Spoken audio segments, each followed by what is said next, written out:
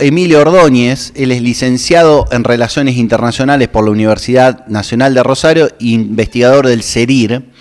Hola Emilio, buen día, gracias por acompañarnos en la mañana de Punto Uno. Hola, ¿qué tal, Lisandro? ¿Cómo estás? Buen día para todos los Salta. ¿Cómo están? ¿Todo bien? Bien, ahí estamos acomodando el audio. ¿Cómo estás vos? ¿Bien?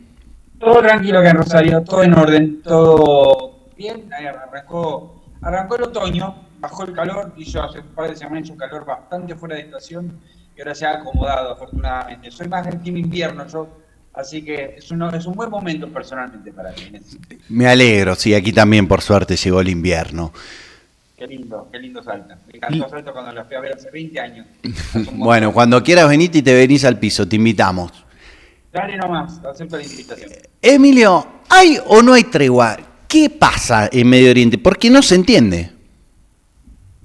Mira, a mí me parece que hay una ventana de negociación de 2 semanas, que me parece que acá hay que centrar la atención. Probablemente haya una tregua armada.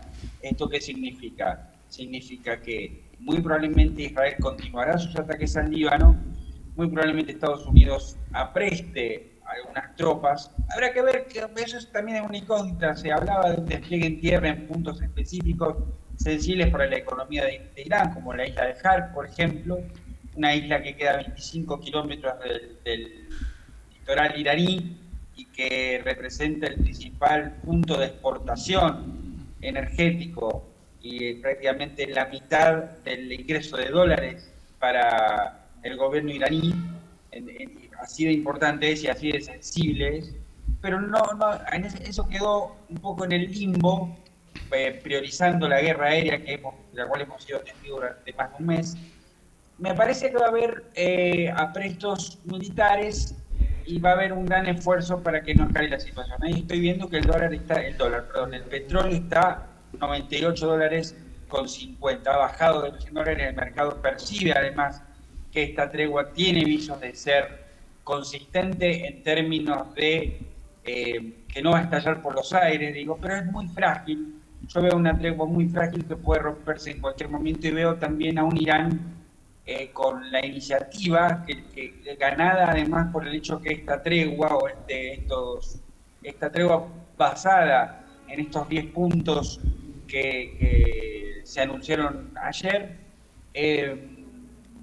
básicamente respeta un plan anterior presentado por Teherán. Entonces, me parece que en este momento Irán se encuentra empoderado, va a controlar con una mayor medida el estrecho de Hormuz, el acuerdo, este acuerdo provisorio consigna específicamente la preeminencia del control iraní sobre dicho estrecho, y habrá que ver, este no es un plan definitivo, es una base para negociar, como Es dijo el una, presidente Trump.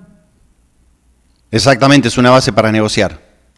Entonces, me parece que esto estamos hablando de un evento en desarrollo, dirían las agencias noticiosas, y como todo evento habrá que esperar. Claramente, el gran disruptor o el radical libre en términos químicos sería Israel, en términos de la independencia estratégica que ha tomado en realidad durante todo el desarrollo del conflicto. Yo no vi mucha coordinación entre Estados Unidos e Israel a la hora de las operaciones militares, y esto me parece que tiene que ver también con que Israel tenía mucho más claros los objetivos cuando entró en esta guerra de los que los tiene Estados Unidos a esta hora. Así que me parece que es una tregua, es una ventana de negociación, no es una tregua definitiva, no es un plan definitivo, y hay que prestar atención a cómo se comporta Israel en estos días. Te hago una pregunta alrededor de esto. Vos decís es una ventana de negociación y marcás, bueno, el, el petróleo hoy está bajando, entonces hay un viso de credibilidad de que va a haber una negociación. En algún punto esta evolución de la negociación por lo menos descarta un escenario peor, que era la invasión terrestre, ¿no? Sí, descarta la invasión terrestre por el momento. Era un escenario yo creo que era improbable, no imposible. Me da la sensación de que Estados Unidos en algún punto pensó que replicando el esquema venezolano, términos de lo que ocurrió con Nicolás Maduro y su mujer, la operación Relámpago, que no incluyó tropas, pero sí incluyó Fuerza Aérea, e incluyó un desarrollo mucho más dinámico de la situación, me parece que se planteó inclusive la eventualidad de una intervención terrestre como una especie de apuesta a un escenario que inclusive superara en cuanto a sus resultados lo ocurrido en Venezuela. También hay que decir que Israel tenía no planes de llevar tropas claramente, pero sí apuntaló mucho la idea de la resistencia interna en semanas previas a este alto el fuego. ¿Qué significa esto? Apuntalar a los kurdos como un nuevo foco de contacto que distrajera a fuerzas militares para sofocar rebeliones, sobre todo en el norte de Irán. Nadie pensó seriamente que una gran milicia conformada por diferentes minorías existentes en Irán, algunas de ellas firmadas, iba a tomar Teherán, pero sí se plantea una maniobra distractiva. Ahí te hago un apunte alrededor de este tema. Se conoció una nota del New York Times muy buena, donde habla de las negociaciones, con muy buena fuente suponemos, entre Netanyahu y Trump en la Casa Blanca. Entonces esta nota dice, bueno, Netanyahu le vendió una victoria segura a los Estados Unidos. ¿Por qué? Porque podrían destruir el programa de misiles balísticos en Irán. Esto es la nota del New York Times. El régimen iba a quedar tan debilitado por los bombardeos que no iba a poder controlar Hormuz, el estrecho de Hormuz. Estamos hablando con Emilio Ordóñez, licenciado en Relaciones Internacionales. La probabilidad de que Irán asestara golpes contra intereses estadounidenses en la región, como estamos viendo, era otra de las cuestiones que Israel planteaba como posibilidades, y que iban a volver a instalarse protestas callejeras que derrocaran al régimen. Bueno, evidentemente esta era la visión, no el objetivo, pero sí las metas que Israel se pone. Bueno, hoy Israel va a seguir manteniendo esta lógica para vos, con autonomía de lo que haga Estados Unidos, y si eso fuera así, ¿qué se puede esperar o qué debería hacer Estados Unidos? Porque evidentemente Trump tiene una necesidad de frenar este conflicto de alguna manera.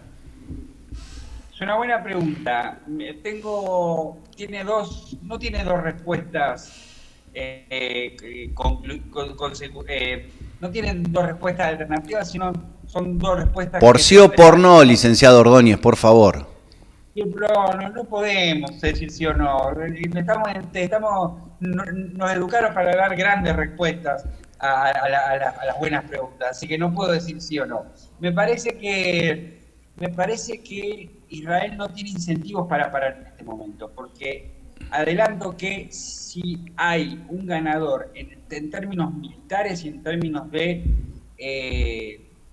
capacidad en este momento de reformular la lógica de poder en Oriente Medio, es Israel. Esta guerra, si bien no logró el objetivo más de máxima, que era el cambio de régimen, que a esto apuntó todo el tiempo Israel, sí lo que logró es debilitar el sistema de toma de decisiones iraní, con la muerte del líder supremo Ali Khamenei, con la muerte de Ali Larijani, el jefe del Consejo Nacional de Seguridad, grandes cuadros de la Guardia Revolucionaria que hoy son el poder duro en el régimen iraní. O sea, Israel logró un objetivo que se acerca a ese objetivo de máxima que se había planteado luego del 28 de febrero. No tiene incentivos para parar, porque hace un año y medio que viene debilitando además al eje de la resistencia, estas milicias proxies que, financiadas por Irán, asolaban al Oriente Medio y en particular, o sea, no solo Israel, sino que apoyaban políticamente, o sea, se solidarizaban con Hamas, pero también tenían fuerte presencia en el Mar Rojo a través de los hutíes de Yemen. Entonces, no hay incentivos para parar. Y en este punto, la gran pregunta es, ¿qué pasa con Estados Unidos, como bien decís? Estados Unidos no solo trata de buscar una salida prolija a este conflicto, sino que debe tratar de buscar una salida prolija que no se perciba como un abandono a Israel.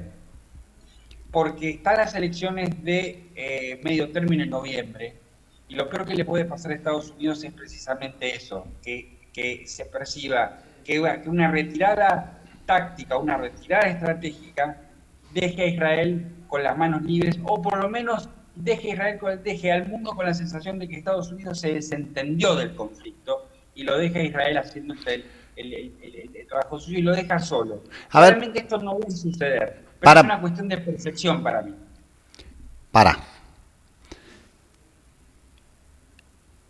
El petróleo pasó de $60 a 100. Ahora se estabilizó un poco. Parece que a la baja. 30-35% de aumento del valor de la gasolina, que a las efectividades conducentes es lo que le termina preocupando a Johnny en Alabama. Claro. Entonces vos decís, una lectura es, se vienen las elecciones de medio término de Estados Unidos, Trump tiene que hacer algo con esto y lograr que baje el precio de la energía. Pero por el otro lado decís, electoralmente también le puede ser un problema si lo deja solo Israel, o yo entendí mal. Digo, como que le saca el cuerpo al conflicto. ¿Es un problema en términos electorales o es un problema en términos de su liderazgo geopolítico? Es un problema en los dos frentes. Primero y principal, adelanto que no va a hacer eso. Me parece que es una nueva cuestión de que Trump abandona a Israel o abandonaría a Israel en los términos que está planteando abandonar la OTAN, ¿no? Estamos hablando de percepciones. Estados Unidos se retrotraiga, se desentienda y lo deje a Israel manejándose solo. Claramente Israel puede hacer esto, pero que no se perciba que esa alianza de hierro que hay entre Estados Unidos e Israel también se divorcia aún más de lo que me parece que ya está. A mí vuelvo a repetir, no me parece que entre Trump y Netanyahu ni haya la mejor de las relaciones ni haya la mejor de las coordinaciones, a primeros, segundos y terceros niveles. La nota de New York Times que vos decís, Lisandro, es una nota que cuadra perfecto, que nos permite ver claramente cómo funciona el sistema de toma de decisiones bajo Donald Trump en periodos de crisis. Esa nota nos plantea que Marco Rubio, el secretario de Guerra, ex secretario de Defensa, el jefe de Estado Mayor dijeron que el plan de Israel era inviable. Absurdo.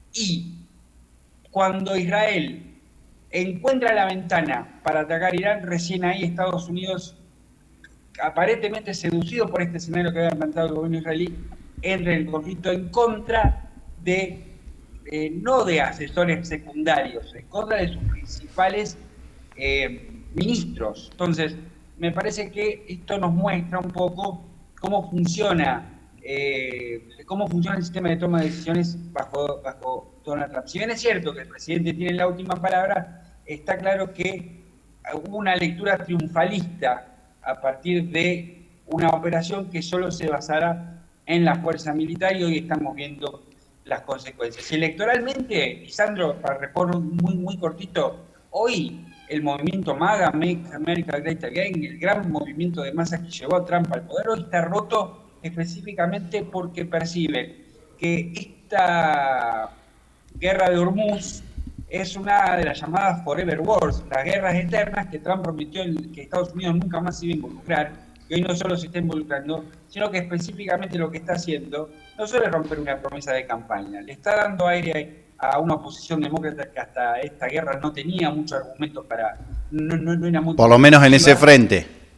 Por lo menos en ese frente, y sobre todo lo que está haciendo, como vos decís, es aumentar el precio del galón. Hoy un galón son 4 litros, hoy los 4 litros de nafta están arriba de $4.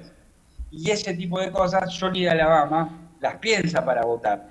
Entonces, aun cuando haya votado a Trump 2 elecciones atrás, entonces me parece que son muchos frentes internos, sobre todo, en los cuales se está sangrando, amén de los externos, la pérdida de prestigio del poder militar de Estados Unidos, la pérdida de presencia norteamericana en el Oriente Medio. Hoy no está claro si es ventajoso para un país del Golfo tener una base norteamericana que bueno, sobre eso te quería preguntar.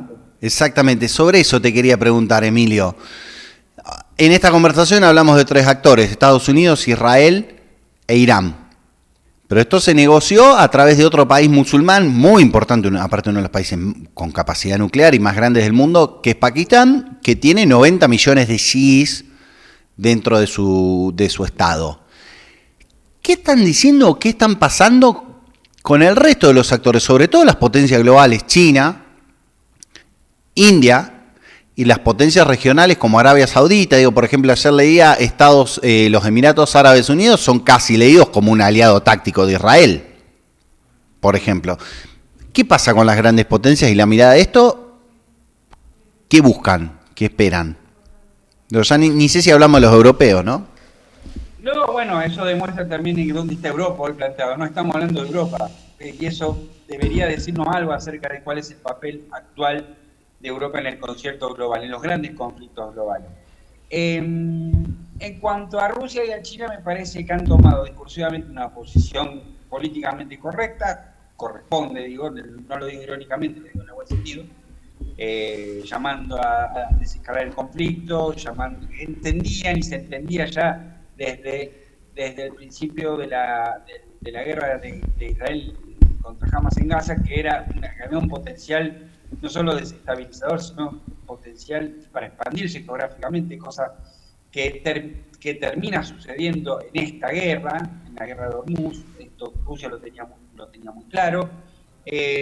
China ha tenido un discurso igual, pero ambos, tanto Rusia como China, han de alguna manera, no quiero decir colaborado, porque la palabra tiene tintes negativos, pero se sabe que China, por ejemplo, ha tenido colaboración, ha elevado, y Rusia colaboración satelital con Irán para la elección de diversos blancos. También es cierto que Estados Unidos, en uno de sus bombardeos, alcanzó a una vía férrea que le permitía la exportación, le permitía la importación de energéticos para saltearse el estrecho de Hormuz. Y esto me parece que ha tenido un impacto importante en Beijing. Creo que han habido presiones de China hacia ciertos actores. Uno supone que Irán es uno de ellos, para también bajar la intensidad del discurso y bajar la intensidad del conflicto. Entonces, China se vio con este bombardeo, se vio directamente involucrada en sus intereses, ya no solamente por el aumento de los precios del petróleo, del cual China es neto importador, sino por una cuestión geopolítica y geoestratégica que le duele cuando son tocadas. Y bueno, deben haber habido presiones. Los actores del Golfo se encuentran ante la disyuntiva en este nuevo escenario de un posible alto el fuego duradero, una eventualidad. Eventualmente deben convivir con Irán. Primero principal, debe convivir con un Irán empoderado. Se asume que Estados Unidos no ha salido ganador de la guerra, se asume que más allá de las pérdidas humanas, Irán, por lo menos políticamente, ha salido bien parada. Habrá que ver qué es lo que se negocia a partir de este decálogo de condiciones, que a ver cómo queda parada Estados Unidos e Irán en este punto, pero las potencias del Golfo me parece que están en una posición de convivir con la realidad de un Irán que resiliente y que probablemente, más allá del control efectivo que también probablemente tengan sobre Hormuz, me parece que los países del Golfo van a hacer una revisión del nivel de relaciones con Estados Unidos, no al punto de romper el Consejo de Cooperación del Golfo, pero sí alguna especie de limitación en términos militares, algo que de alguna manera disminuya la vulnerabilidad que resultó tener una base norteamericana en territorio propio, que se suponía que era un elemento disuasorio y terminó siendo uno de los principales elementos en países que no están diseñados para combatir, están diseñados para recibir gente, turismo, alto turismo, excursiones, guita, mucha plata, y ahora se ven las vulnerabilidades de esto. Me parece que este va a ser uno de los muchos cambios que vamos a ver en el cortísimo plazo en el escenario de Medio Oriente, unos países tradicionalmente e incuestionablemente aliados a los Estados Unidos. uno piensa en Qatar también, que ha tenido una política de leer el signo de los tiempos y aliarse con las potencias según su auge y su decadencia. Me parece que esto también hace parte de esto que estoy diciendo. De la revisión. Es un buen dato eso. Entonces, siga a Qatar. Lo que Qatar la inteligencia qatarí nos va a decir qué va a pasar en el mundo. Buenísimo. Sí. Emilio, Sí. te agradezco un montón la comunicación. Me parece que en unos días, cuando esto calme, también podríamos hablar de otra cuestión, que es el frente ruso-ucraniano, porque me parece que todo esto ha quedado y está totalmente vinculado. Te agradezco muchísimo la comunicación, el licenciado Emilio Ordóñez. ¿Hay tregua o no hay tregua en Medio Oriente? Esto pasó en Punto 1 Stream. Nos vemos. Nos vemos, hasta luego. Chao, chao.